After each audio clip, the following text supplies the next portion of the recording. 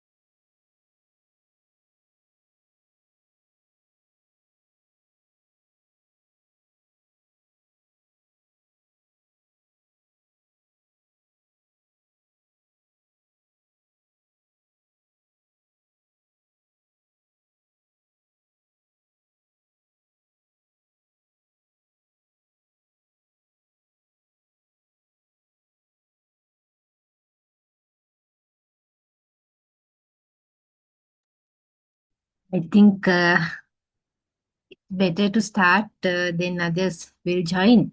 If you have a WhatsApp group or some other way of informing them about this, tell them that we have already started the lecture and ask them to join soon. So, Yes, ma'am. I should introduce myself. I am Samanmali Gunawardena. So, I will be handling the module Pedagogical Psychology in your Bachelor of Education course. And I actually have a lot of experience on education systems, especially the uh, state sector of education. And therefore, I think we'll be able to go through this module uh, effectively to you and to me also, right? Therefore, uh, whenever you have anything to clarify, feel free to ask whenever, right? Otherwise, you can drop a message to the chat box also. Somehow, don't, just feel free to talk uh, because I'm ready to help you all with any query, any question you will be having regarding this pedagogical psychology module. So, I think most of you have gone through pedagogical psychology, or in other way, if we call it educational psychology. You must have done this subject at your NCOEs or in other HND courses. Is there anyone who is totally new to this subject area? Is there anyone? Otherwise, I think it's not a totally new thing to you all. Then that means our work is easy.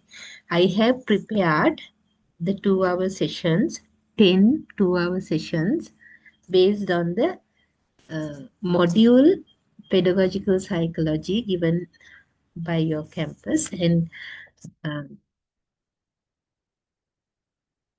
I hope that most of you, all of you, have the soft copy or the hard copy of this module with you all, because I have prepared the presentation based on that, and uh, we'll be discussing the content of the module in a simpler manner, and I think that will be effective and efficient with your purposes also.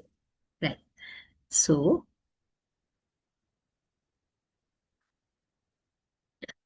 the first lesson will be on Introduction to Educational Psychology. The first unit, in that unit, I have covered from 1.0 to 1.4 in this lesson today, right? That is from page number 1 to page number 11, right? From 1 to 11 within this presentation I have covered, and even more than that, uh,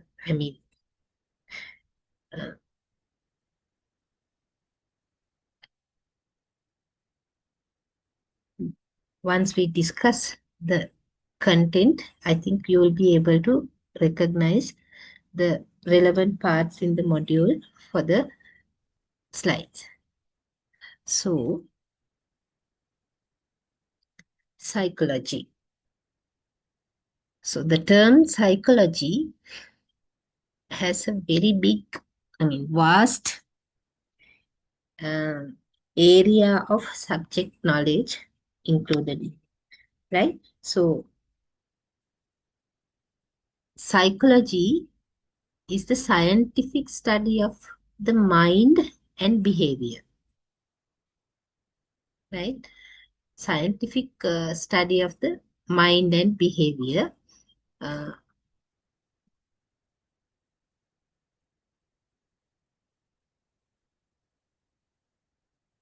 encompassing conscious and unconscious phenomena, including thoughts, feelings, and motives.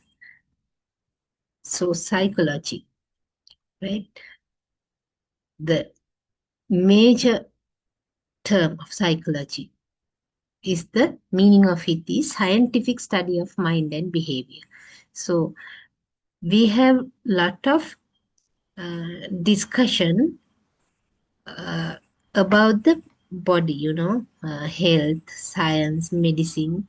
There are many topics which we use to describe or discuss about the physical body, right? Whatever happens to it, any aches or pains and things, everything. And there are remedy, treatment, medicine, everything possible to make you comfortable when you are having something bad or something wrong with your physical body. But mind is something usually people are not very much concerned about. But nowadays, actually, the present situation is changing. Now, the society has a big care, or they think about the mind and the behavior according to the feelings or thoughts that comes into the mind.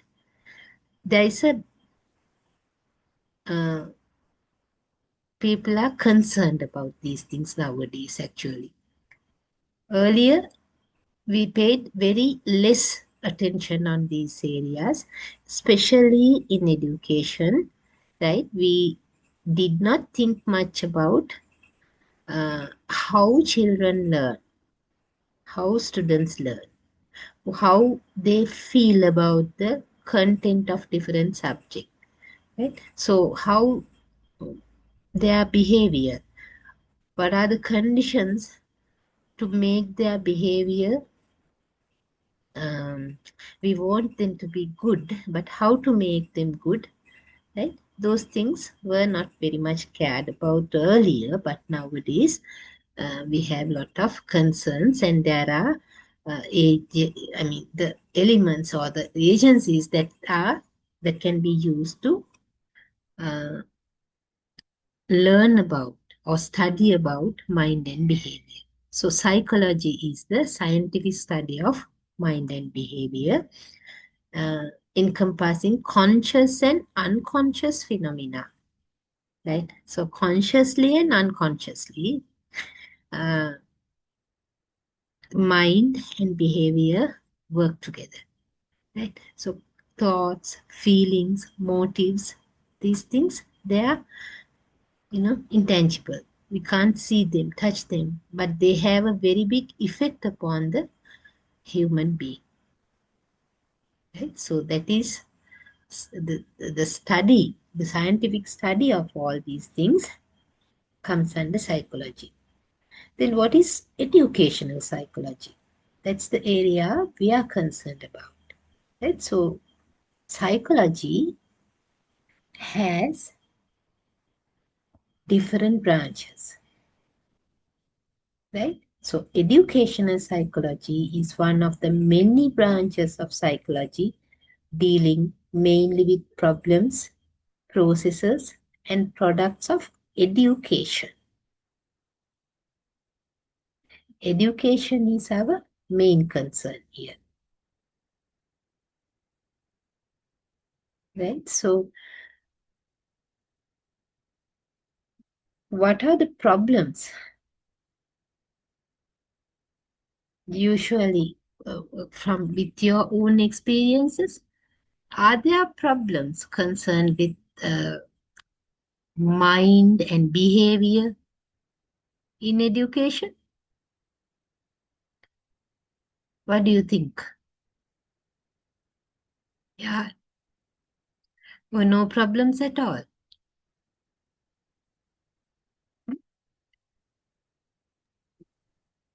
I think we, as experienced teachers, education, the whole system of education uh, deals with the problems, processes and the product of education. What is the product of education? Product of education, right? Good citizen.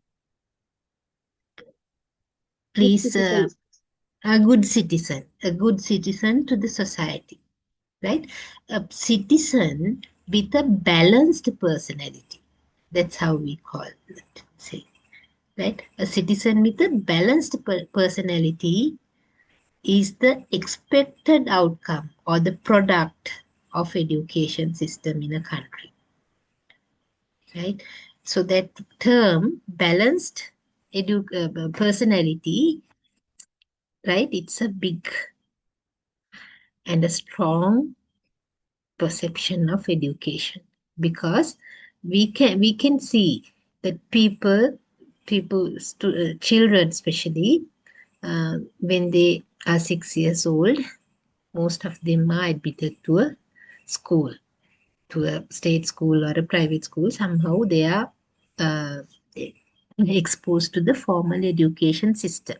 And until 18 or 19 years of age, this person, this individual, uh, we say that he's included in education system, right? So that is the, the most important lifespan of a human being. And teachers, especially teachers, and the other stakeholders of education system, teachers especially, are responsible of um, making or creating a person with a balanced personality to the society within these uh, 12 or 13 years of his lifetime, right? So balanced personality means we can see a lot of people who are very well qualified, who have uh, passed or done their achieved very good, excellent results at examinations, and usually, or the general uh, expectation of all the people in our country mostly is to see their child excels in national level of examinations, and ultimately uh, who is qualified, gets the qualifications to admit into the higher education systems.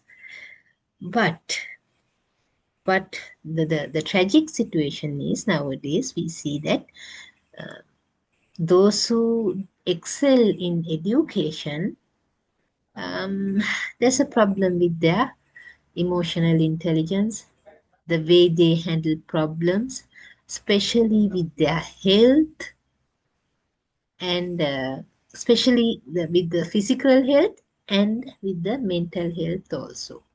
They do not know how to behave in a society, how to handle, how to cope up with different situations in life, right? So a lot of problems actually we see in the system nowadays.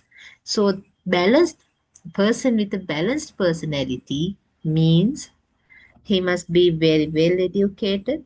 I mean, the educational achievements they must be achieved at the highest level, or somehow they have to uh, get the ultimate result of teaching learning processing. And then he must be healthy physically, both physically and mentally, and he must be a productive citizen. He must be able to contribute to the development of the country financially, socially, ethically, culturally, right? So that if we can produce a person like that only, we say that the product of education is good. The process we call mainly is the teaching learning process that we practice in the classroom to produce this balanced person to the society, right?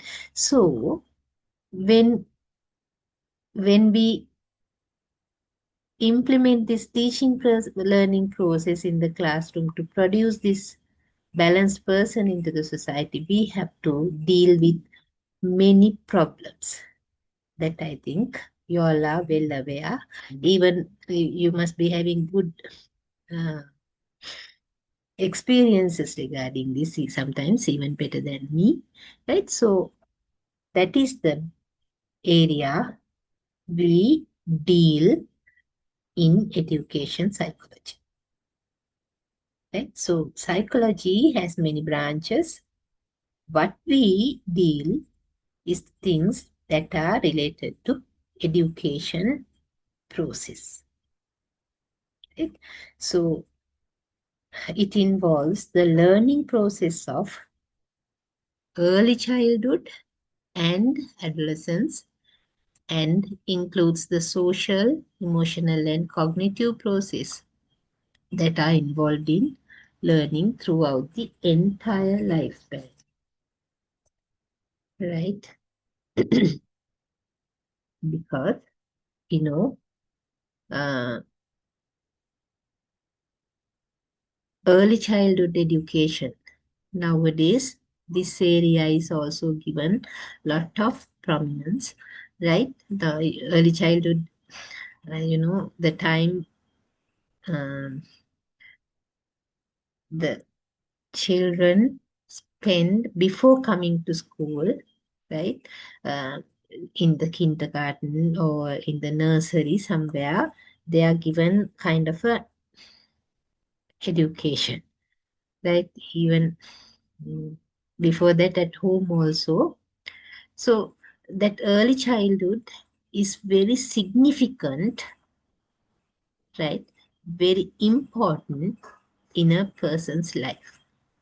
If the child is happy, satisfied with life, right, and protected well by the adults, right, there is a big percentage to to that particular child to become a person with a balanced personality, to be a good citizen one day when he becomes an adult, right? Because especially uh, the love and protection he gets in his early childhood, right, calms down his mind, and he's that happiness and that contentment is given in his early childhood days, right? They have a very big impact upon his adult life. We have seen many people who had, you know, bad childhood experiences, right? Unprotected children, the children who are not loved, who are not cared by their adults, parents or guardian or whoever, right? So when they become adults, they show those, right? Uh, those what do you say, the bad effects of that early childhood experiences in his adulthood child life also, right? And adolescence, the time, usually the teenage, let's say, right, from 13 to 19, about that time, the most important, very important era of a human being's life, because that's the time uh, a child changes into an adult, right? Lot of physical and mental and emotional changes go through in this during this adolescence period in a human being's life, right? The physically, they grow, right? They grow rapidly, and the hormones that they can't, sometimes they don't understand, uh, they can't cope up with the feelings, right? So a lot of changes happen in their lifetime, in their uh, lives, and the most the critical thing is, they sometimes do not know, they do not understand what is going on in in his body and in his mind also. So they need lot of attention, lot of support from caring adults to pass this, stormy period of his life. So early childhood and adolescence, because this during this uh, age limit, right? That is the time a child spends in the formal school system, in formal education system. And as teachers, as educationists, we have a very big responsibility to help him, support this important person, this important human being to become a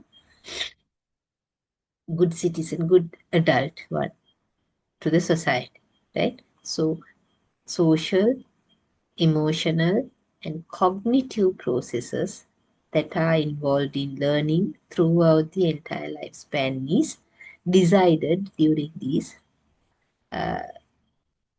important early childhood and adolescence period of life, right? If we can make the child who comes to the school system uh, to deal properly with the social, emotional, and cognitive processes that go through with the support of the school system, well, that means that person will be a good product of education to the society one day. And if we make any mistake, right?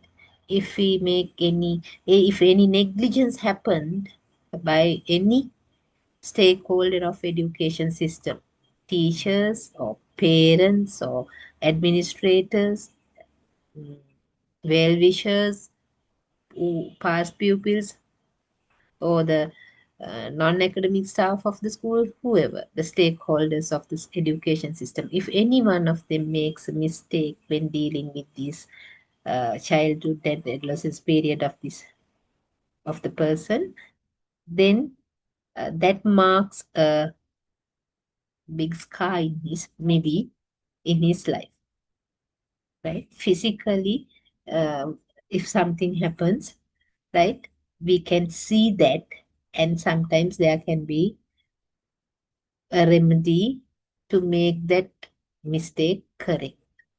But if something happens mentally, right, if something goes wrong mentally or emotionally with the child, that might not be visible. And correcting that may be difficult. That's why educational psychology is important and we have to deal properly with it. Right. Then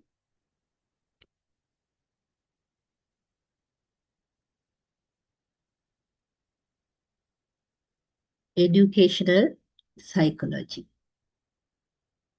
So this is something extra from the module for your to support, to help you all to deal with this topic. I included it, educational psychology, right? From the two terms, we can see that it comes from two domains of study, education and psychology. They are two different domains, and separately, to separate and very important domains of study, right? People go into deep study about these two domains, and in this subject area, education psychology subject area, we deal with these two big domains and try to see the connection between them, right? There is a connection definitely, and we are trying to investigate or identify what these connections are, right? So then what is education? If we simply say, right, education. Education according to John Davy, I think you must have heard about this educationist. He said education is the continual reorganization, reconstruction, and transformation of experience. This is the important term, right? Through education, we always provide some kind of an experience to students. Think about it. Is it true, right? As teachers, isn't that what we always try to do with the students? We try to provide a new experience, always a new experience to the students. And those experiences, we categorize them into different subject areas like mathematics or science, health, history, religion, right? Languages, like that. Those experiences are categorized into different areas. From primary, grade 1 to grade 13, even after that, in the higher educational institutes, what we do is reorganizing, reconstructing, and transforming the previous experiences we have given them. Right? That's what we always do. So, continuously providing experiences through many modes and methodology is it can be education, a very good definition that is being given about education. Right? Think deeply about this and see whether isn't this the thing we are doing with the students. Even with this, with you all, that's what I'm trying to do. Right? Reorganize, reconstruct, and transform your previous experiences about education psychology, and through that, make you aware about this subject area well. Right? So, that is education. Then, what is psychology? If we take, there are many thousands of definitions about psychology. So, one here I have taken, psychology is the study of human and animal mental functions and behaviors. Scientific study is it. Psychology is the scientific study of mind, right? Scientific study of mind, study of human and animal mental functions and behaviors. Mental functions, that is mind, and behaviors, how they behave. We behave according to the order or according to the instruction of our mind usually, right? So psychology is the subject area we deal with human or animal mental functions and behaviors. So then educational psychology, right, is knowledge gained in psychology and applied to the activities of the classroom. Right? Classroom is the place where education process, that is teaching learning process, takes place. Right?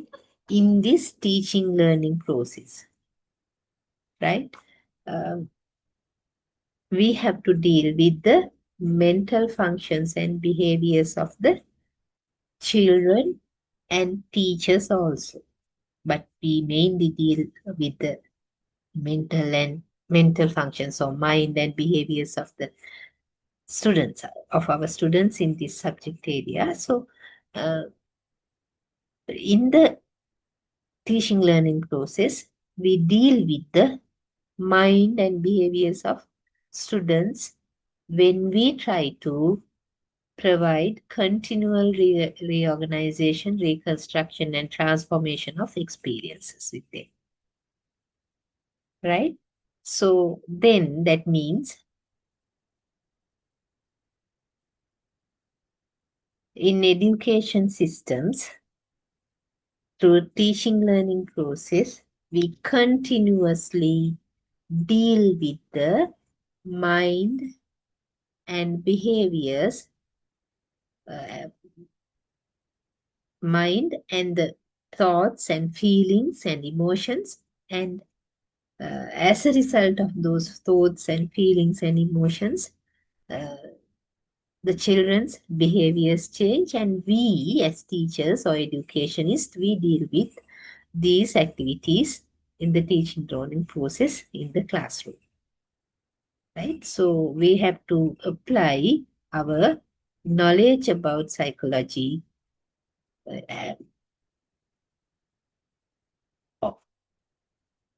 every day, every hour, every minute in the classroom with the students.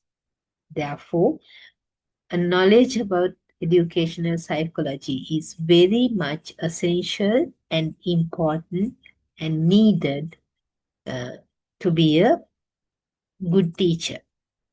Definitely, a teacher must have a very good knowledge about educational psychology to deal with the mind and behavior of children, of students. So it aims at simplifying the teaching tasks and improving upon teaching efficiency. Right? So when a teacher has a good knowledge about educational psychology, it helps not only to deal with the problems or deal with the students' behaviors, everything, but it helps the teacher also to simplify teaching tasks. Right? You must have experienced this. There are some teachers, right? They are very relaxed. I mean, their conduct as teachers is very relaxed. And I mean, they don't, they don't take much stress or pressures upon their teaching, but they are they achieve the objectives of those of lessons they deliver very easily, right? They deal with the emotions or feelings or behaviors of the students very well, right? And so that helps teacher also to reduce the or to simplify the teaching tasks and improve upon teaching efficiency. Right? There are some teachers even in your schools. Maybe you also must maybe a teacher of this kind. There are some teachers, those who the students they adore those teachers, right? They worship them, right? Because usually teachers become role models of many students, right? Even if you look back at your student lives, you might remember some significant teachers, right? Those who you uh, imitate or follow, knowingly or unknowingly, you follow them. The way they speak, the way they walk, the way they dress, even the way they taught, every behaviors and everything, right? Children imitate. Therefore, improving teaching efficiency also can be done through the knowledge of educational psychology.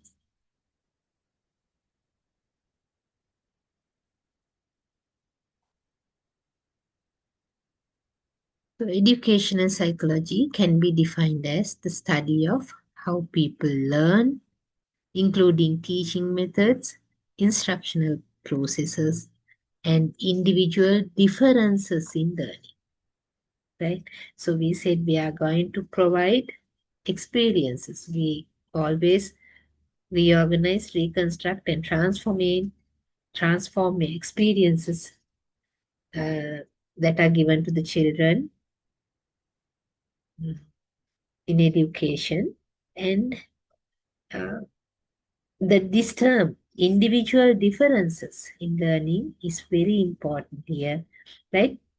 There are, if we take 5 students in your class, their learning preferences, learning styles, their interests, learning interests, right? They have they are they are very different from each other. We can't find,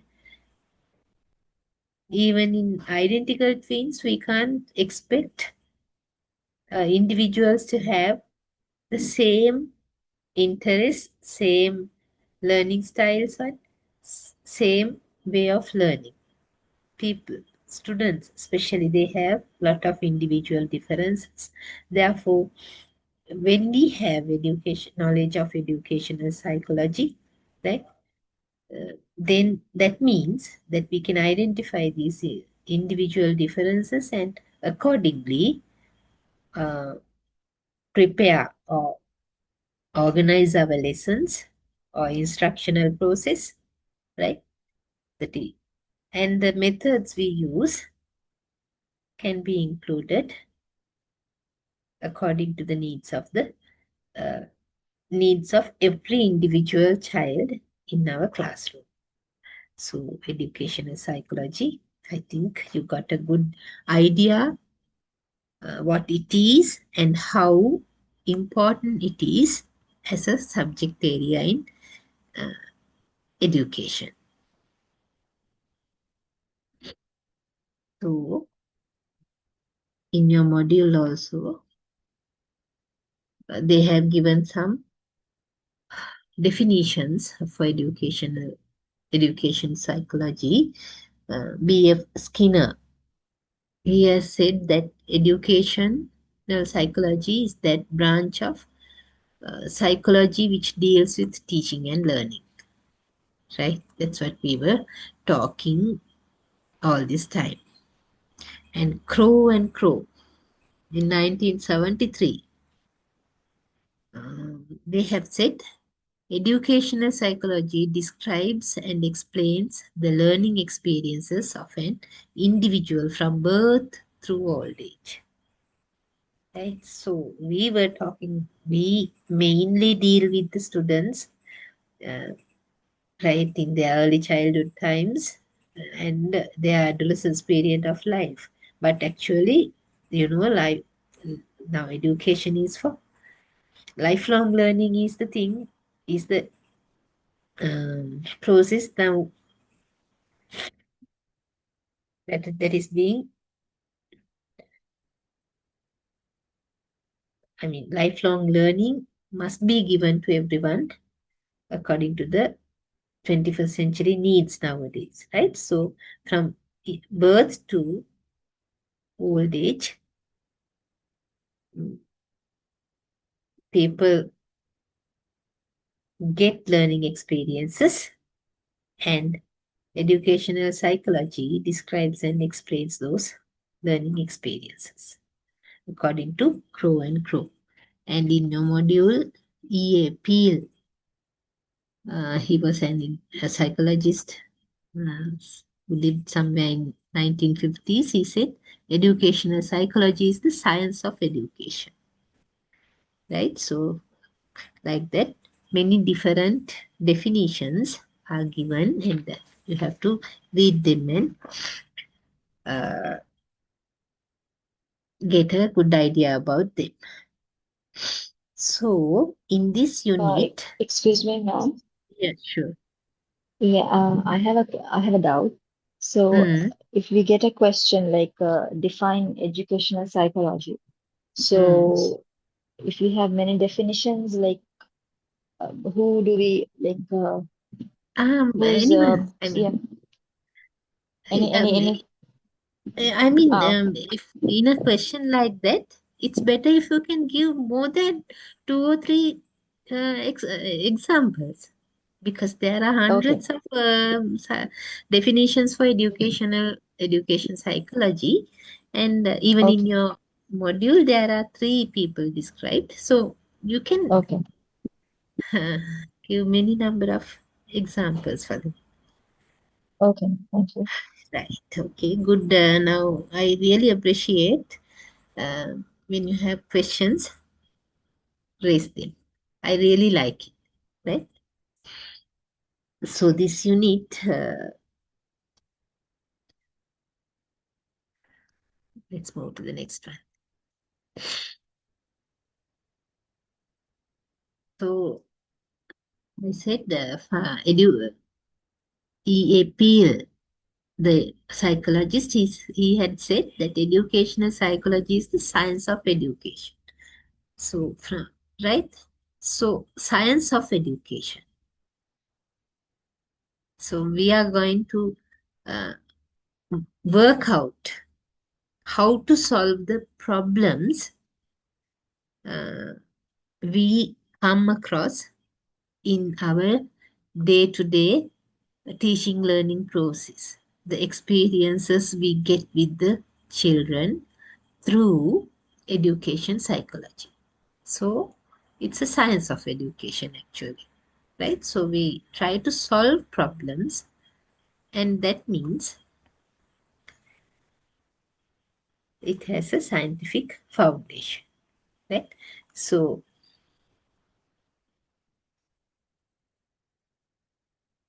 education aims at shaping the behavior of the students in a desirable way and bringing about all-round development in their personality, right? So this all-round development, that's what I was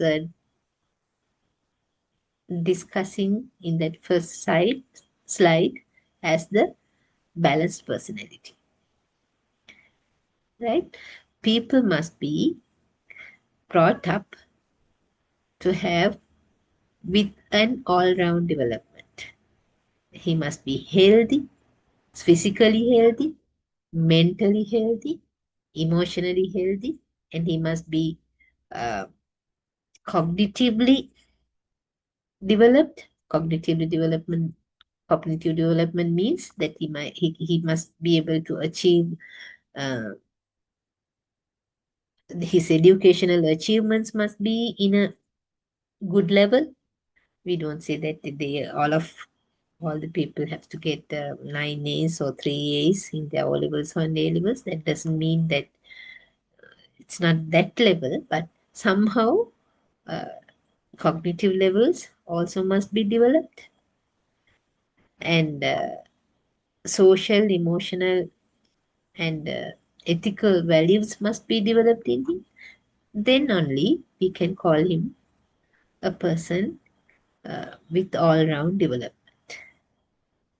right? So education aims at shaping the behavior of the students in a desirable way and bringing about all-round development in their personality, right? This personality, it's a once again a vast area. I think in your module we'll have to go through some types of personality, some knowledge about personality also, when we'll discuss about them that at that time. So this is done by the process of formal and informal teaching and learning, right? You know, education, mainly we say that there are three types, right? Formal, informal, and non-formal education. Right? Formal education is the education process that we practice usually in the school system, right? Formal, there's a uniformity in that education process. The syllabuses, the subject areas, the methodology used, and the resources used, the classroom arrangements, the teacher training, everything that there's a uniformity in it. That's why we call it formal education. And informal, don't children learn informally, right? So even within the school system, they learn informally also, right? Uh, let's say, It's a life education, informal. I'm sorry. Informal education is just lifelong education. Yes, very correct, right? As an example, in a school system, now the extracurricular and co-curricular activities, right? Just imagine children involved in sports, right? There's a formal kind of education also, teaching education also in that, but the experiences, right? The child gets in the playground, right? The way to accept defeat and victory equally, right? To work in a group, uh, to have that team feeling, right? Everything that is also kind of learning for him. So this personality development is done formally and informally. So educational psychology helps to plan the process of teaching and learning by adopting scientific principle of minimum input for maximum output. Right? That's what I said even earlier. If a teacher has a sound knowledge about the behavior, the patterns of the child and the cognitive levels of the child, if he knows well, he can recognize the learning styles, learning interests of the child well. That means he can plan his lesson to cater the needs of different types of personalities in his classroom. Maybe there are 30, maybe 50, right?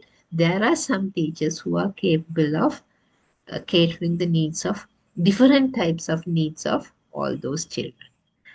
For that, actually, having a good knowledge about educational psychology is very much necessary. They can deal with the problems of the children very well. You know, sometimes some problems of the children, they are handled in a marvelous way by teachers. There are economical problems, there are the problems with their parents or family problems. You know, I think you all have better experiences than me about these areas, right? With the knowledge of this, with the help of it, teacher can uh, teaching learning process can be made into this principle: minimum input for maximum output, right? So with the help of educational psychology, teacher can teach effectively by making minimum use of his energy in terms of time and labor, right? What we were talking about. The students can learn effectively by spending less time and effort. From the child's side also, this is very important. You know, even in school system, there are some teachers who practice these things very well. In tuition classes also, right? Sometimes we see, they have some kind of a talent. Talent may be because of this. They know how to deal with the needs of the child well. So spending less time and effort. Right? And educational psychology helps to carry out the process and produce the results of education. The process is the teaching learning process. To carry out this teaching learning process well and to produce results. Results means creating that person with the balanced all-round personality. So it supplies necessary knowledge and skills, especially for the teacher to realize the objectives of education. Right? Objectives of education. You know, there are, in our country, we have 9 aims of national goals, which we try to achieve as a nation. Right? And every subject has its own aims and objectives. For English, we have 7. And for maths and science and other history, geography, for every subject, they have different objectives. And to realize them,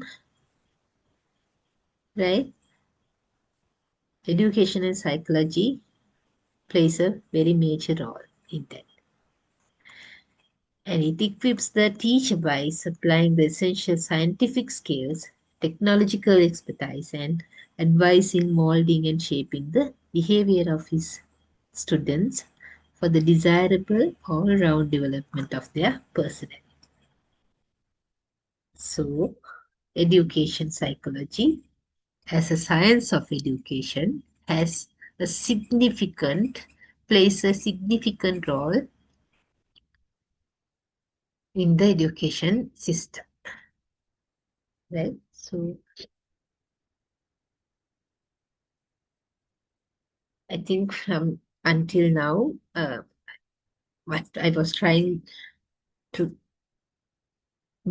convince you was understood, right? So then the next part of it, the third part of the session is educational psychology. Yes, Excuse me, madam. yes. Could you show me the earlier part a little bit? Yeah, sure. This one. This I took from the 2 minutes, please. right. It's I took it from the module, so it's in detail. It's been described in the module, right?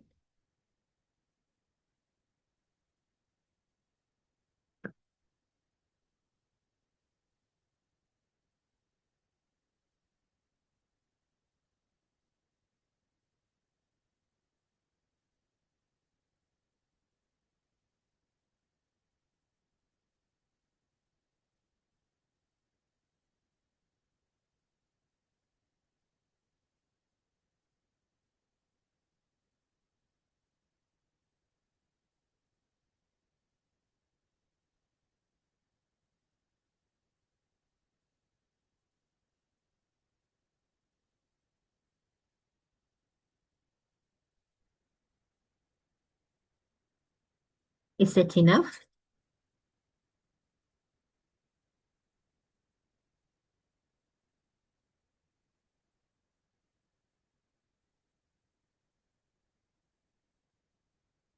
Okay, madam. Oh, right. So,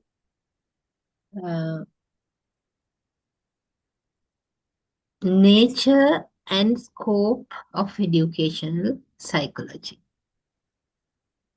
So the two aspects helps us to identify what educational psychology is. Right? So, nature of educational psychology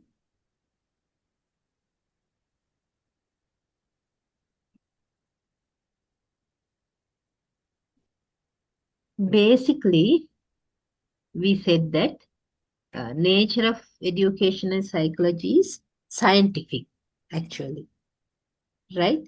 So,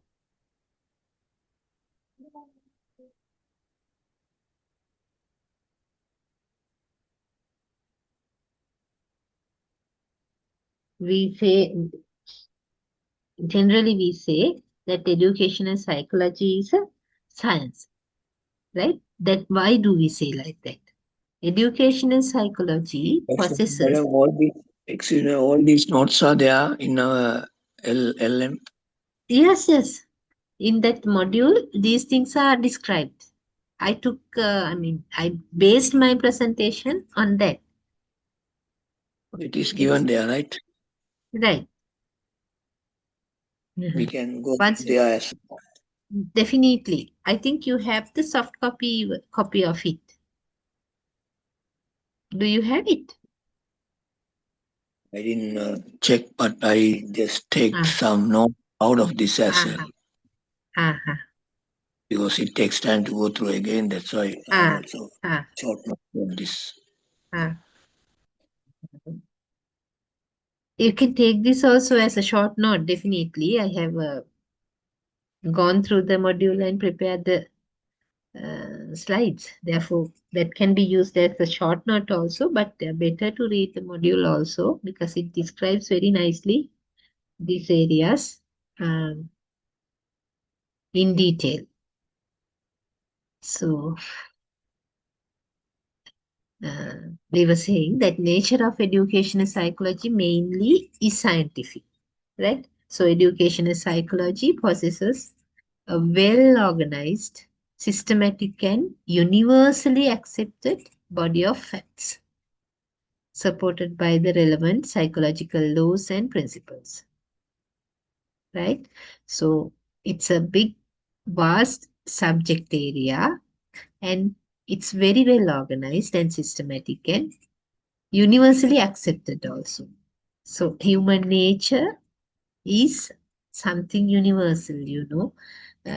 There can be differences in nationality, religion, social, cultural issues, and color of skin, and the languages they speak. There can be many differences among human beings, but their nature, the way their mind works, the connection between the mind and behavior, which we mainly deal in psychology, right? That is universal.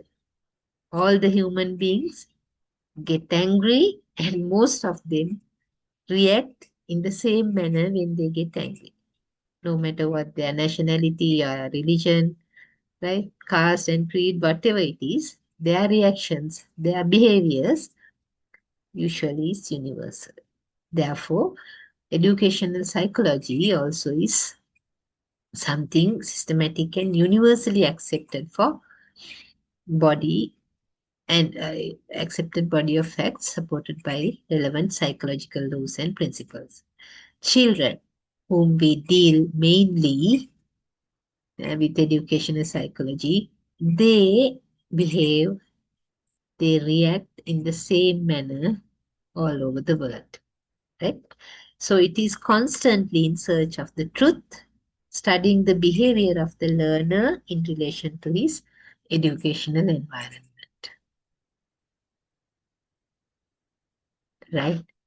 The behavior of the learner, why does he behave in this manner? What are the reasons? And like that, we deal with the behavior of this learner in his educational environment. This educational environment can be different from in many ways, right? According to the country, according to the language they speak, according to the region, right? Even in the same country, there are regional differences, right? So this educational environment can be different, and according to that educational environment, behaviors of the learners we have to identify and study in. So that is the nature, right? So something I have additionally included for your further understanding, right? Nature of scientific, the nature of educational psychology. It is scientific in nature, and it has been accepted that it is a science of education. So we can summarize the nature of educational psychology in the following ways, right? So educational psychology is a science. Why do we call it a science? Because, science, it's a branch of study concerned with observation. Science is based on observations of facts, right? And through those observations, we establish general laws like, let's say, physics, right? Through observing uh, things in this environment, let's say, as an example, gravity, right? We establish different general laws. That's what in science, that's what we do, right? Like any other science, educational psychology also has developed objective methods for collection of data. In educational psychology, also we collect data, and we collect data through observations, and with those data we come into conclusions, right? In our coming lessons we'll be talking about them. So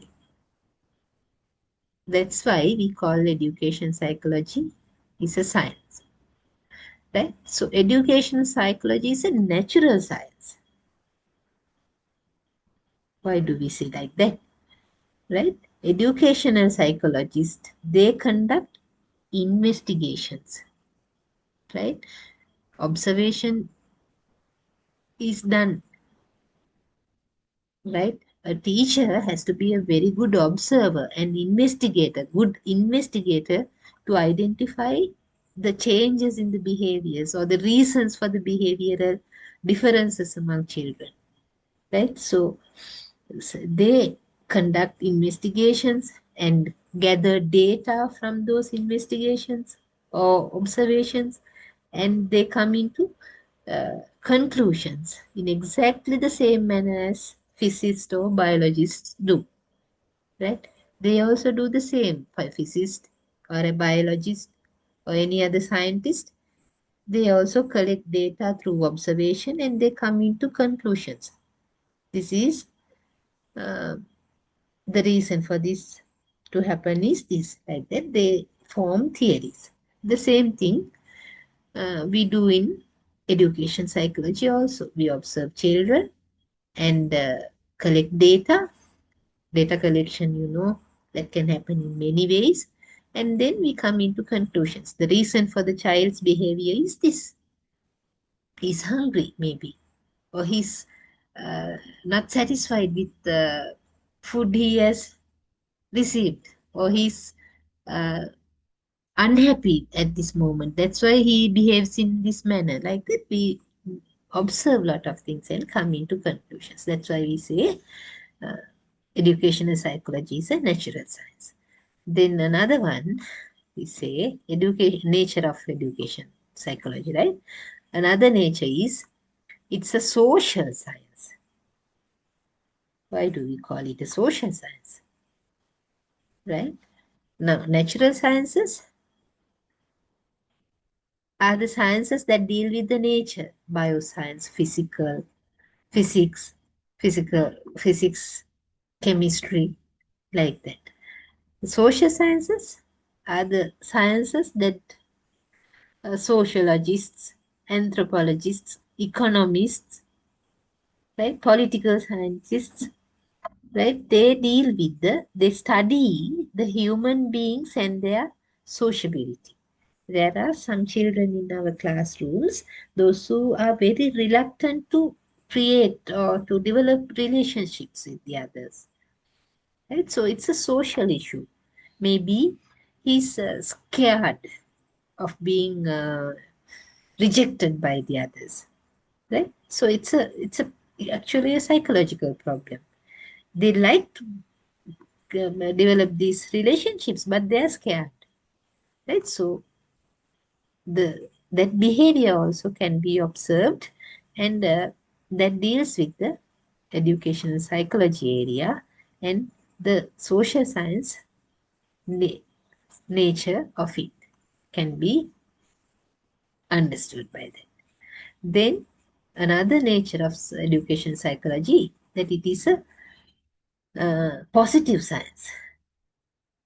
Positive science Usually they deal with facts. Could you say something Yes. about the natural science?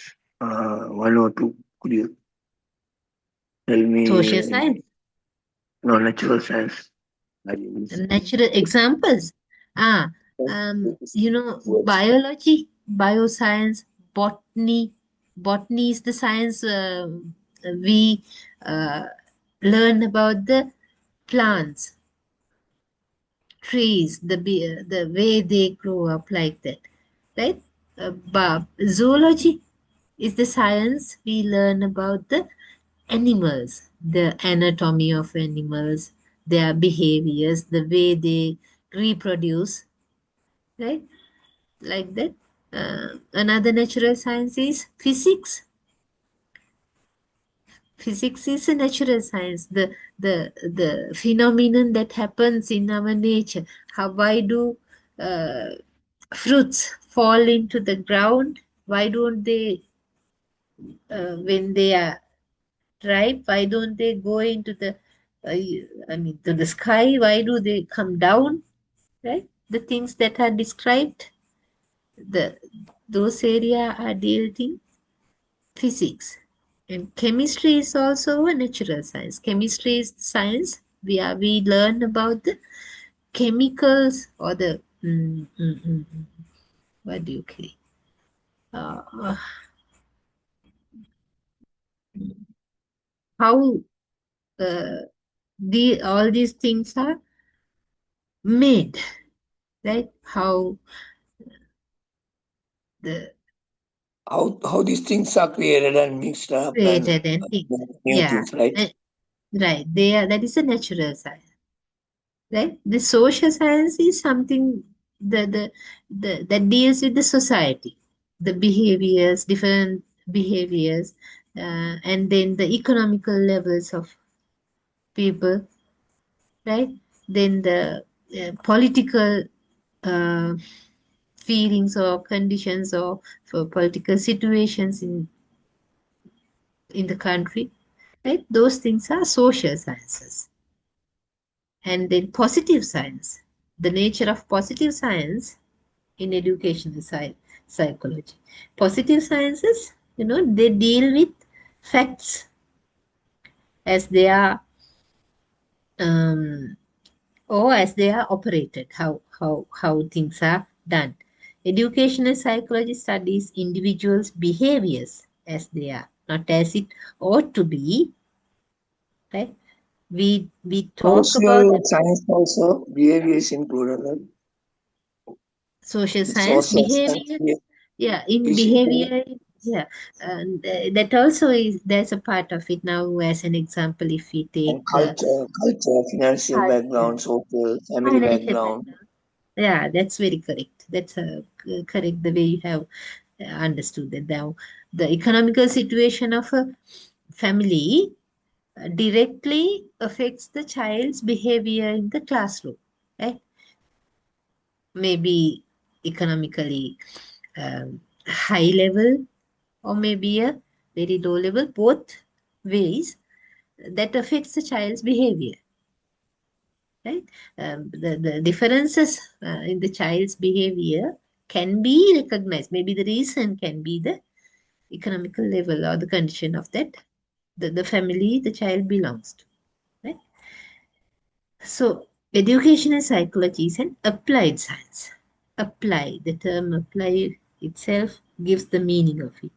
Application, right? It is the application of psychological principles in the field of education. That's why we call it an applied science, right? The psychological principles, the mm, mm, behavior of the child, the uh, personality type of the child, the learning style of the child, right? They are discussed in psychological areas, and they are applied in education to recognize, to understand the problems or the areas that we have to deal in education.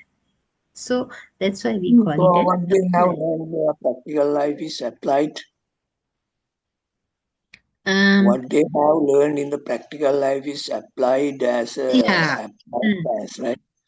that's right. Facing problem, challenge, Yes, and definitely. positive thinking, the way how they behave, and everything is Mm, in. included. And therefore, psychologically, we analyze those things. So then comes educational psychology into practice. Then, educational psychology is a developing or a growing science, right? Continuously, right? Continuously, this thing develops and grows. Like research are done, educational. This is a this is a very interesting research area.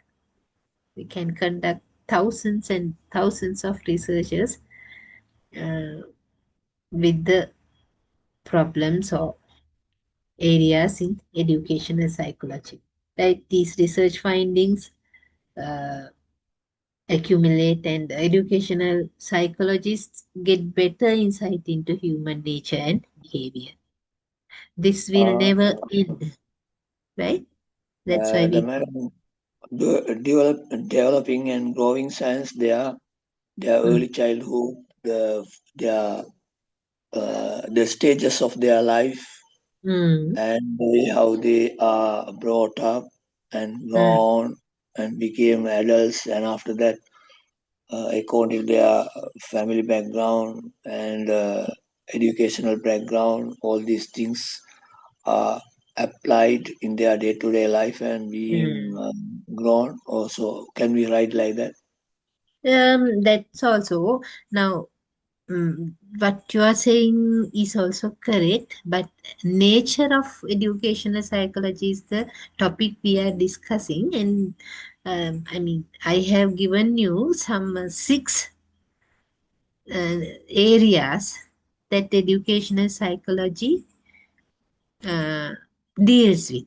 So, this educational psychology is a developing I'm and talking growing about the science. sixth one. Sixth one I'm talking about because Yes. growing science, developing and growing science. I ask you about the sixth one. Yeah, developing and growing science, what you say is also correct. Here, nature of educational psychology uh, is that is as a subject area also. Now you're talking about a person's lifetime, but here I try to say education and psychology as a subject area also continuously develop and grow, because that is the this educational Some of psychology the is always researched about this yeah, area. along with the Yeah. education, right? Yeah, that is continuously develop and grow, never end. That's what I try to say. That nature is never ending, right? Okay. Then the next area is the scope of educational psychology. The limitations. Scope means the limit of a particular subject in the field of its operation, right? So let's see what the limitations are. What is to be included in it, or what subject matter does it contains, comes under its scope, the term scope, right? So in educational psychology, the scope of behavioral study has to be limited to the teaching learning process, studying the behavior of the learners in relation to their educational environment, specifically for the satisfaction of their educational needs and the all-round development of their personality. So this is the scope. In detail, I will describe in the coming slides, right? Uh, this is the scope of teaching educational psychology. Behavioral studies has to be limited to the teaching learning process. We can't go beyond that. What happens uh, during the teaching learning process, right, we try to change, or we deal with that behavior of the child, whether let's say we see a problem with the achievement level of the child within this teaching learning process, then we try to change our methodology in the classroom which we use, right, and to help that particular child in to achieve his expected levels, cognitive levels, right. So only within, I mean, we can't go, I mean, now even if you see something, now we can't interfere into the child's, uh, I mean, the family background. We can help them, right, but we don't go into his family life, right. we we don't go into, we don't go to live with him in his, within his family circles. We meet him during the school time, during the teaching learning process, and that's the scope of educational psychology. This cannot be taken, the educational psychology, we can, with the support of the parents, we can help the child even at home, but educational psychology deals with the teaching learning process mainly, right. That's a limitation. Then we study the behavior of the learners in relation to their educational environment, right. If the child shows, uh, I mean, teachers, they try to, they are the pioneers who can recognize any difference in the behavior of a child, and there are certain issues that cannot be dealt by a teacher. Some mental issues, some emotional issues, then we have to take the support of a qualified counselor or a medical practitioner to support those children, right. So that, then that goes beyond the educational psychology scope, right. So that's what I try to tell you. Special, so satisfaction of their, we are trying to satisfy the educational needs of the children and to develop the all round uh, development of their personality. So let's see in the next slide. Uh, Here, this is also included in your module, right? Henry Clay Lindgren.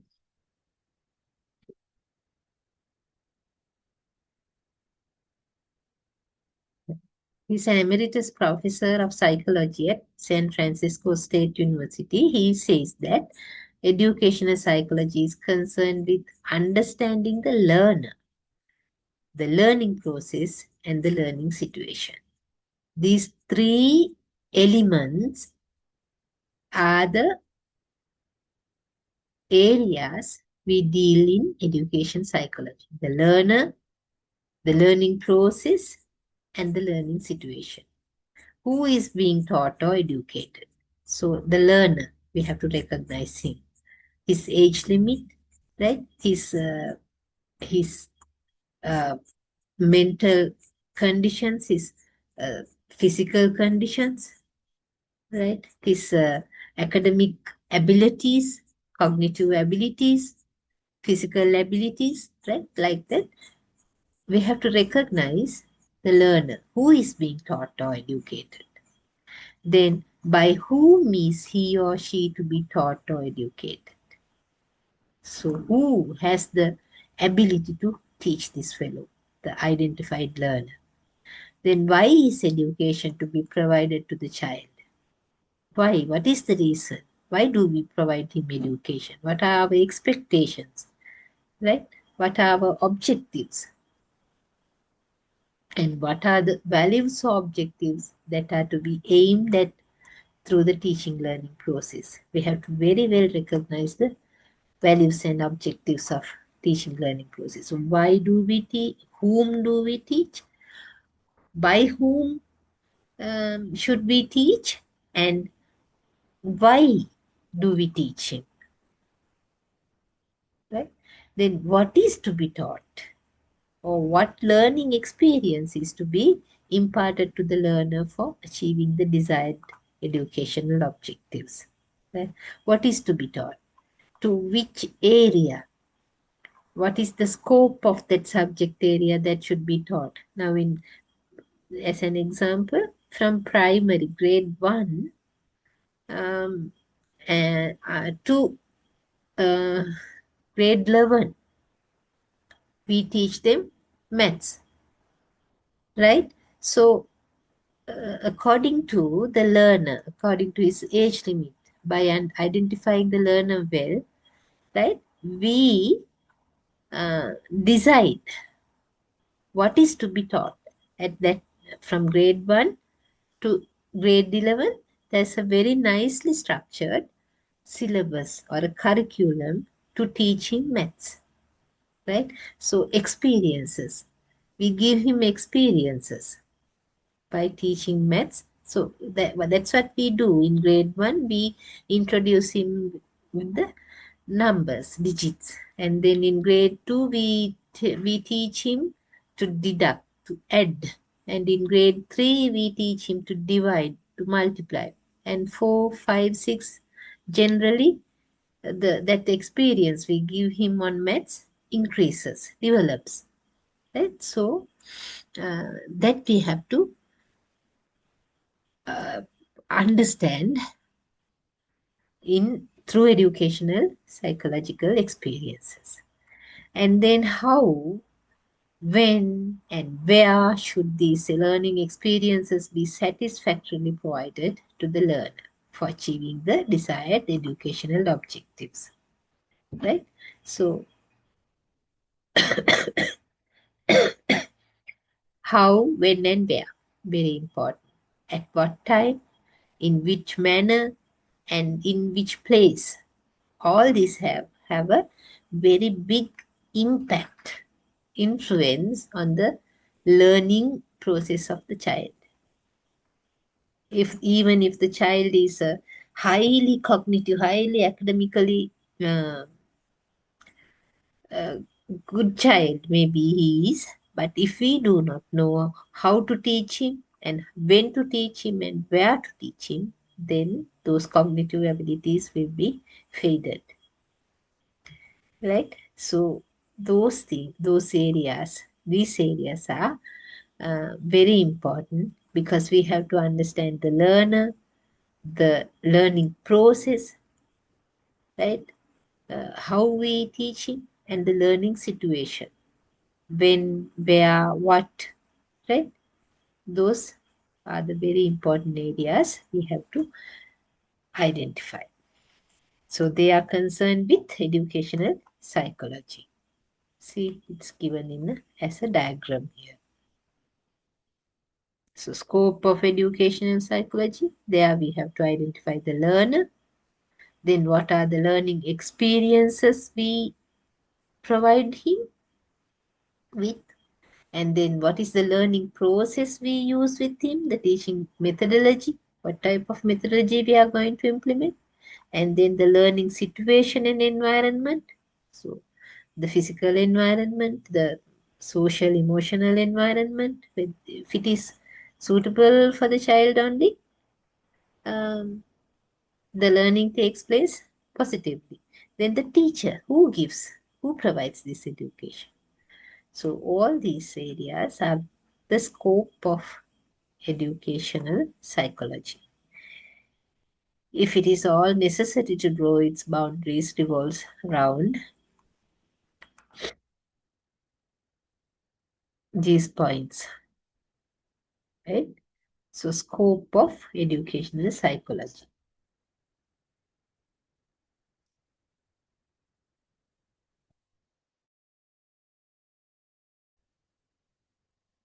So once again, for further practice, I have included this also.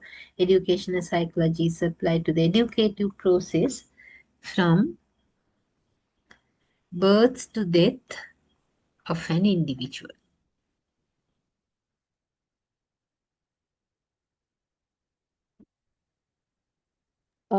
Excuse me, ma'am.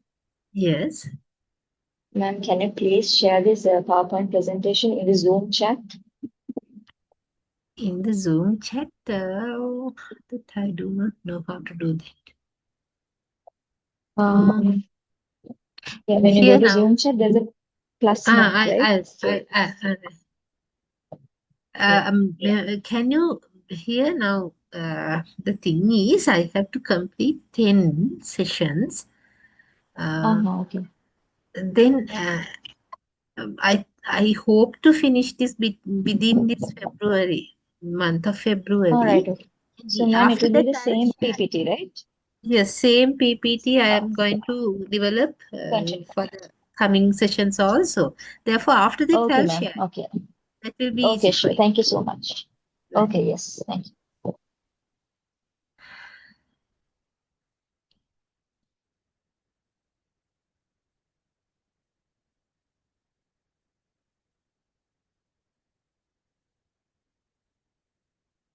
So,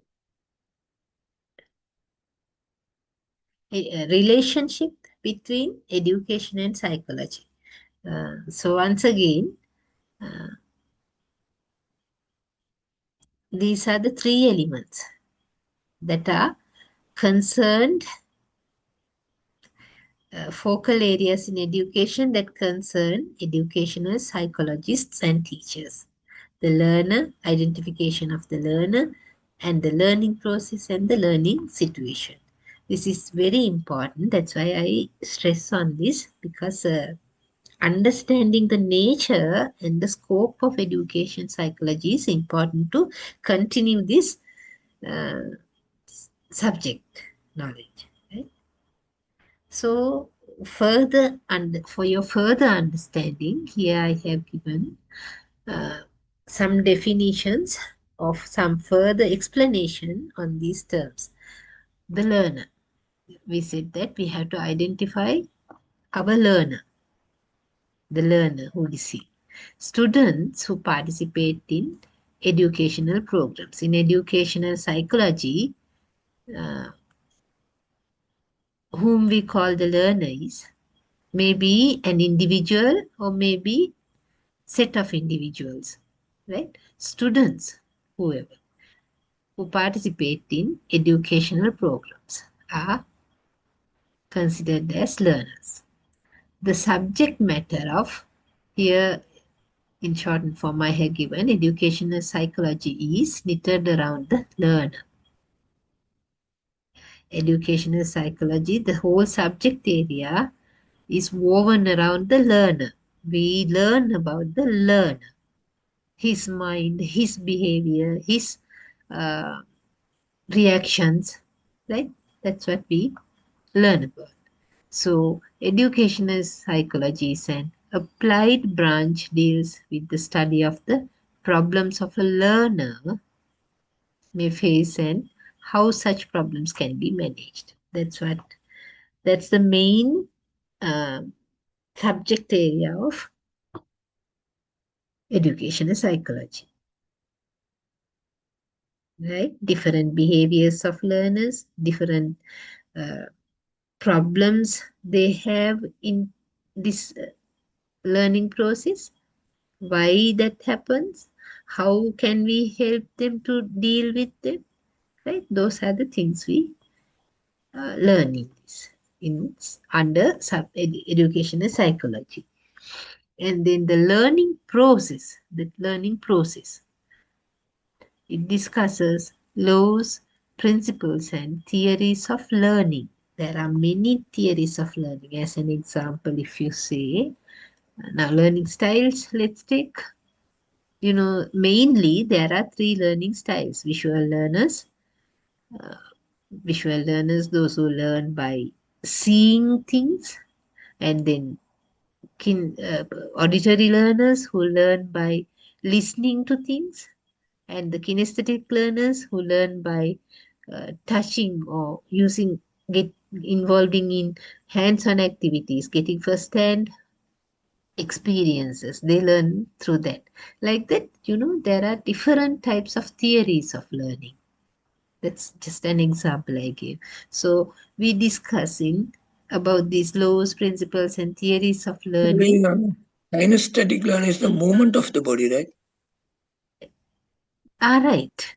That's also a Kinesthetic, kind of, that's also, kinesthetic learning. mm, Yeah, yes, learning style. correct.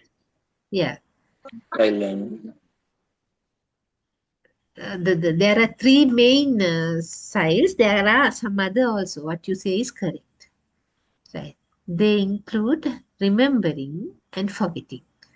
Right. This learning process, remembering and forgetting, perceiving, concept formation, thinking, and reasoning. You see, all these things are mentally, they deal with the mind, right? So that shows this learning process has a very big uh, part of educational psychology. We said educational psychology deals with the mind and behavior of the learner. So all these things, right, they deal with the mind of him. So under these theories of learning and the principles and laws and everything, we talk about educational psychology of that.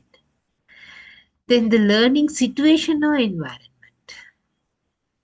deals with the environmental factors and learning situations which come midway between the learner and the teacher. Right? Learning is teaching learning, we say. Teacher teaches, learner learners. So there should be a very good interconnection between the teacher and the learner and the teaching learning process. So this happens in the learning situation and environment, right? Midway between the learner and the teacher. That interconnection, there are some physical contexts and mental contexts, and right, some invisible, there's a big connection between the learner and the teacher, learning process and the teaching process. They cannot be separated, right? They are a one unit actually. So everything that happens between them is a learning situation or the environment, and that can be also understood through uh,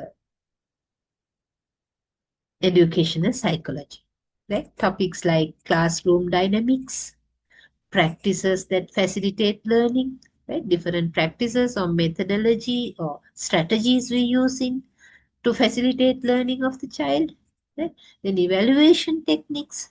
There are different types of evaluation methods, right? Then they are part of subject matter under education psychology. Then you can see that there's no learning or teaching or learner or a teacher without educational psychology, right? So it's that much important in all this. So the teacher, who is a teacher? Under educational psychology, we discuss about teachers' conflicts, right? Teachers also have conflicts, right?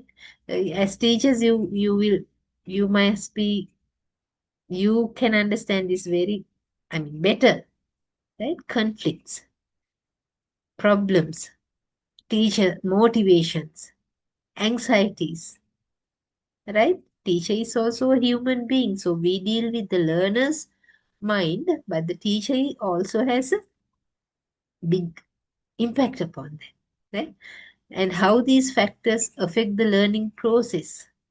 If the teacher is not happy, if the teacher is, um, I The mean, the team yeah, faces many conflicts, meaning especially the challenge, conflicts, yeah, lack of fluency, lack of vocabulary, uh, and the lack of expression and yeah, quick thinking, mm, unaware or little knowledge about the subject mm, matter yeah, or the correct, all these things are correct, included in the included in team, it.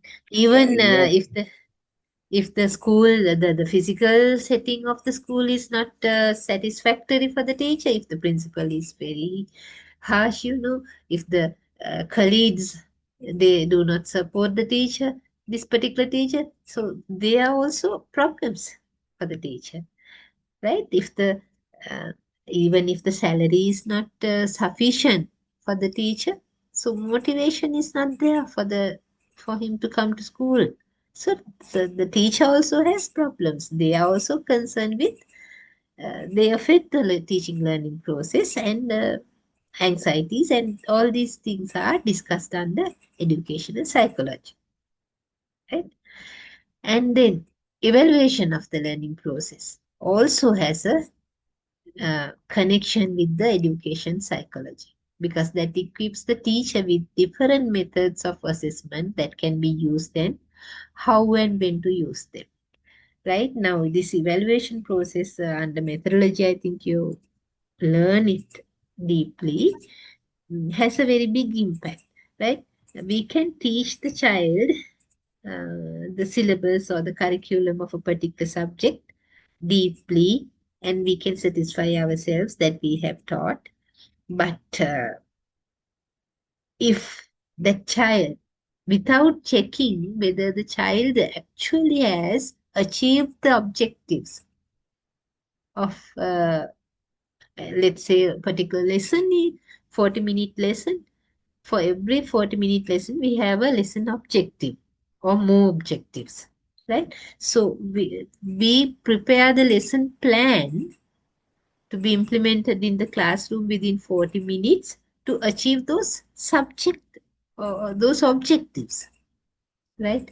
Competencies, to provide competencies to the child through achieving the objectives, right? We need some outcome.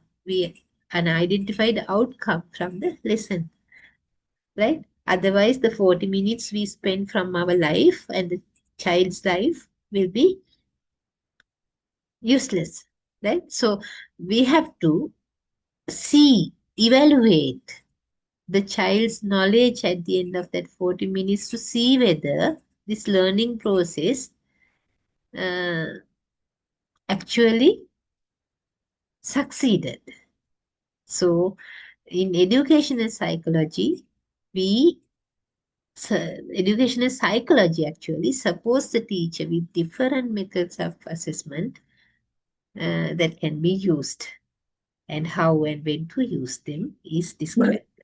So what is EP?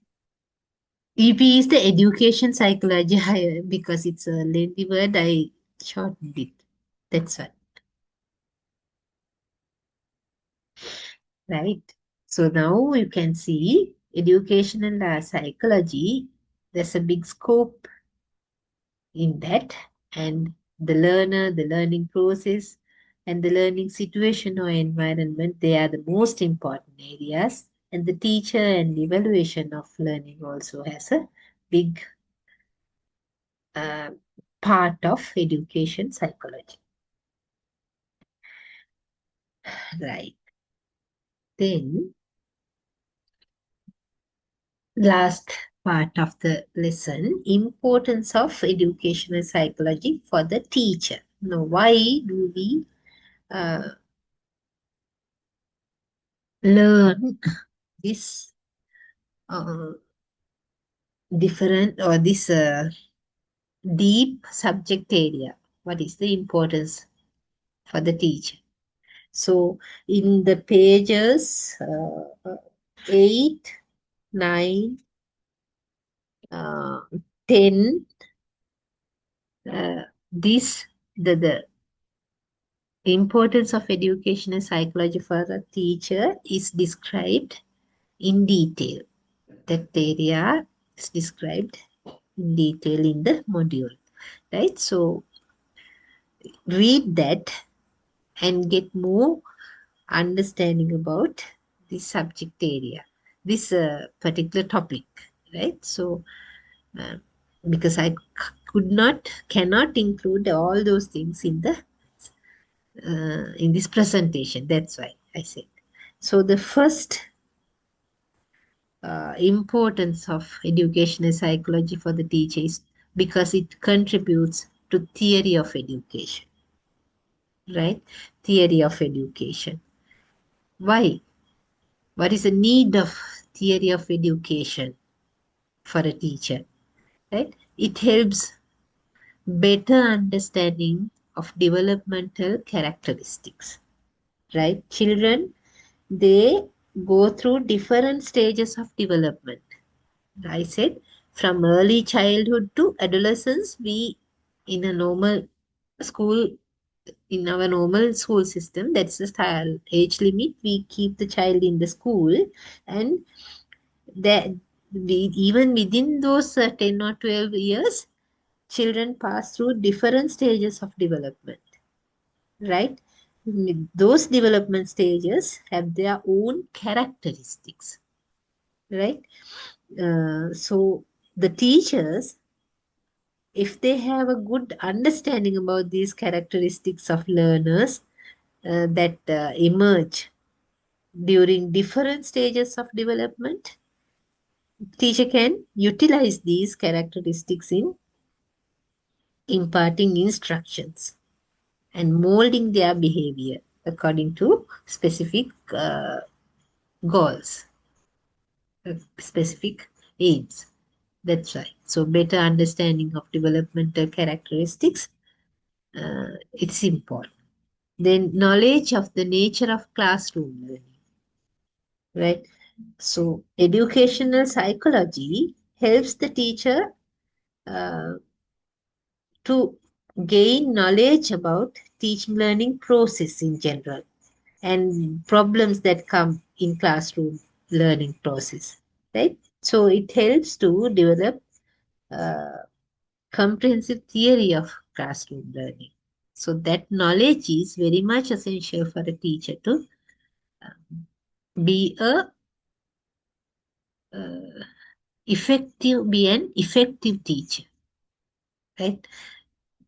Teachers can be there, but no, all are not, cannot be put in the same category. So with the knowledge of nature of the classroom learning, teachers can develop their professionalism. Right? Then better understanding of individual differences, very important, right? I said the 30 students in your classroom, they have 30 different individual differences. Even the identical twins are not same. Maybe from the outward appearance, they can look same, but their mentality, we can't say that. They think in the same manner, they behave in the same manner, right? There are many differences, individual differences among students, and uh, educational psychology helps us to understand these differences. And knowledge of effective teaching methods. Effective teaching methods, very much essential for a successful teacher, right? Which method to be used at the most appropriate moment, right? Uh, when to question students, when to punish them even, right? Even to raise voice, and what is the most appropriate moment to be friendly with them, right? Like that. Knowledge of teaching methods can be understood by educational psychology. Then knowledge of mental health. Sorry, better understanding of problems of children. Children have lot of different types of problems, right?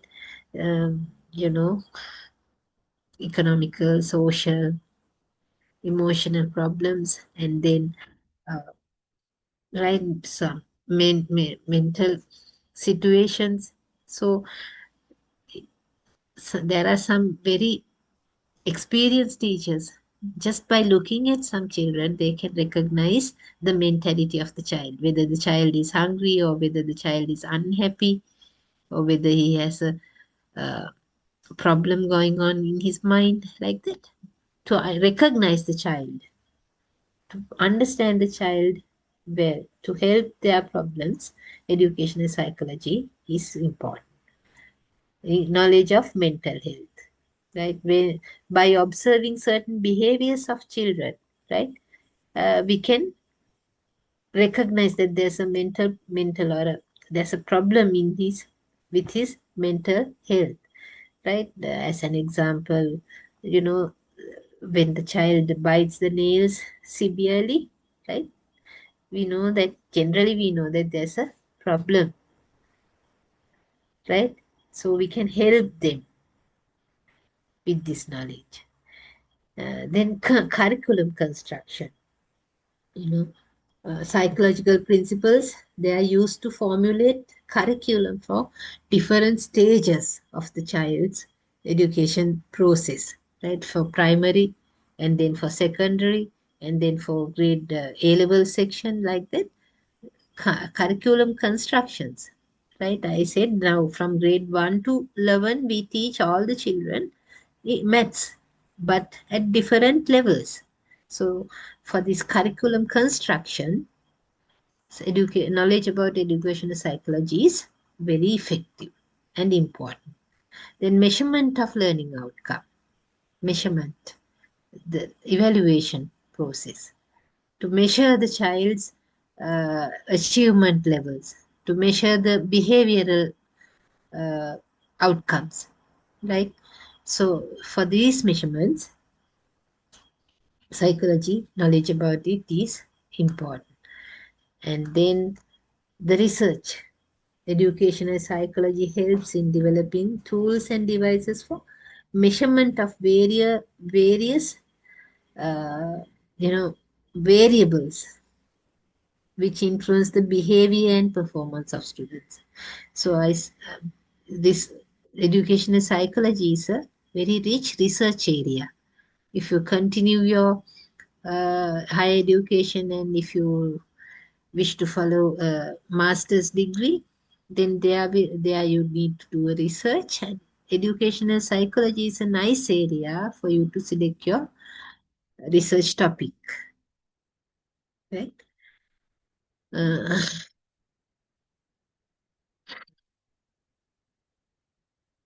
then guidance for the education of exceptional children,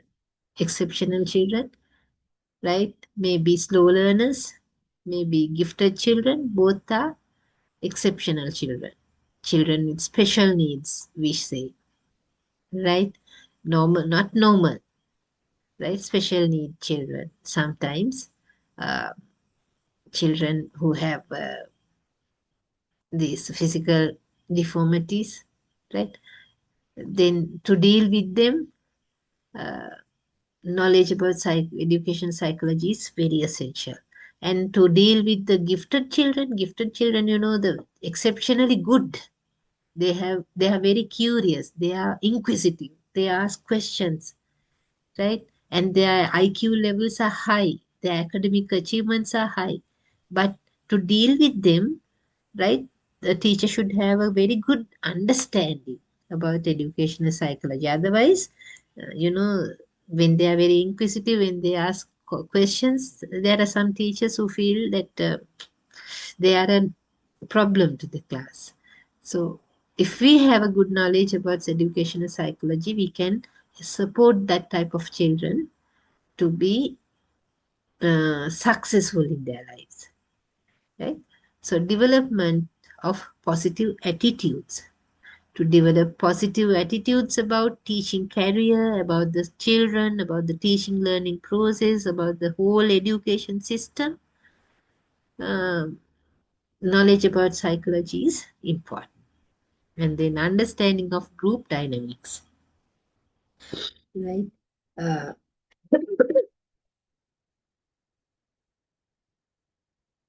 um, social behavior and group dynamics in classroom teaching learning process, right?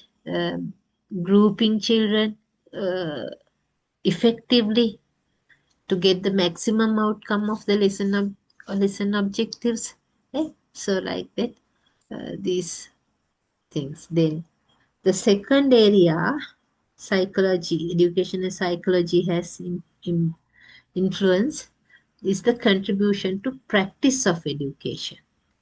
Now, in the first part, we discussed about the contribution to theory of education. Now, contribution to practice of education, right? Problem of discipline, a big problem which we have nowadays, right? Teachers, when they have good knowledge of modern educational psychology, they understand that the use of corporal punishment is inhuman, right? Then if we have a good knowledge about educational psychology, without using this corporal punishment, we can mm, help children to or to deal with the disciplinary problems better. There are methods, right? Only we need to get knowledge about them, right? Then the use of audio visual aids. Also, if we have a good knowledge about educational psychology, then usage of these audio visual aids can be very done effectively. Rote memorization was the only method of learning in the past, right? They memorized what they were taught, and they uh, directly poured that memory into the term paper, examination paper, to pass. But nowadays the technology, right, edu-techno, has a very big impact upon education. So these, if we have a good understanding about educational psychology, using these educational or video or technology in education can be maximized. Then democratic administration, right? You know, administering in school and classroom, uh, it's changed now, right? Uh, Now more we appreciate cooperativeness, right? Without governing or ruling, uh, we we encourage people to be cooperative, and participatory management is that's a mostly used practice nowadays. Everyone is involved in management, right? So this democratic administration for teachers and for their principals and others also, when they have good understanding about psychology, this can be implemented in the practice of education. Then timetable. Um,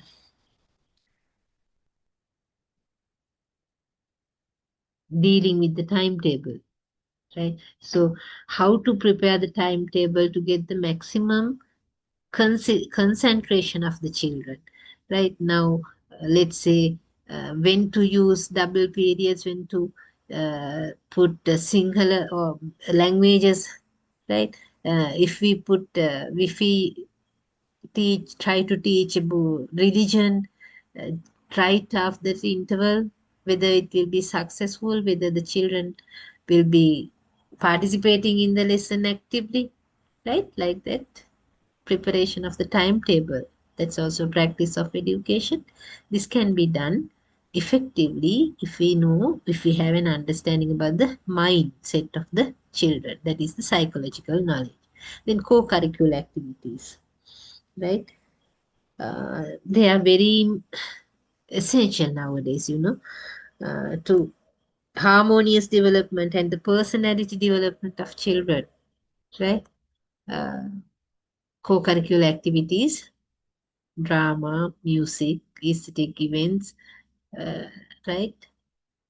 They can be that. And use of innovation, innovative ideas, right? Innovation, creation is nowadays, these are some of very important sub topics in education systems because we expect uh, children to be innovative. So to make them innovative, we have to use innovations in the education system effectively with the knowledge of psychology. Then production of textbooks, also a practice of education, although it's done by some other people, but for this purpose also. What colors to be used, what type of illustrations to be used, what type of um, font to be used in the textbooks, right? All those have an effect on the child, and they are done with the psychological knowledge of their people. So those are the importance of psychological knowledge for teachers. So right now we have passed the time also. The summary of today's lesson, what we did, right? Within these 2 hours, we discussed about the objectives of educational psychology. And they can be summarized as this. Provide teachers with some basic skills related to teaching, right? Then give guidelines to solve problems of teaching learning process. Some guidelines we discussed. Then help to understand the scientific knowledge and instill a spirit of inquiry for the professional growth, right? Those were the subject areas we discussed. If we go through the slides again, right? We introduced what is psychology and then what is educational psychology. And then we looked at some definitions given by different educationists about educational psychology. Then why do we call it a science of education? The reasons we discussed. And then the nature and scope. In detail, we discussed the nature of educational psychology. And then the scope of educational psychology. Scope is the teaching learning process and the learner and the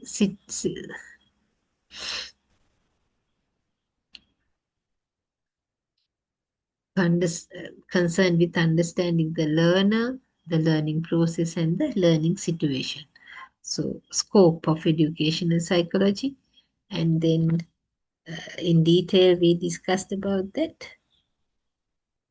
And then the importance of educational psychology for teachers. 2 aspects we discussed: contribution to theory of education and contribution to practice of education. So that is the first lesson. For your further learning, for your further knowledge, tomorrow also we have another session, the second session under this module.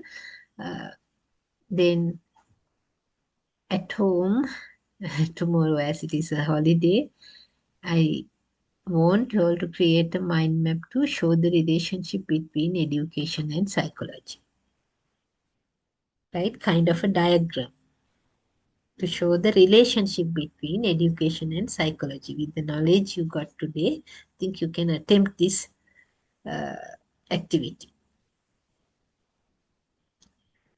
Any questions? Anything you need to clarify?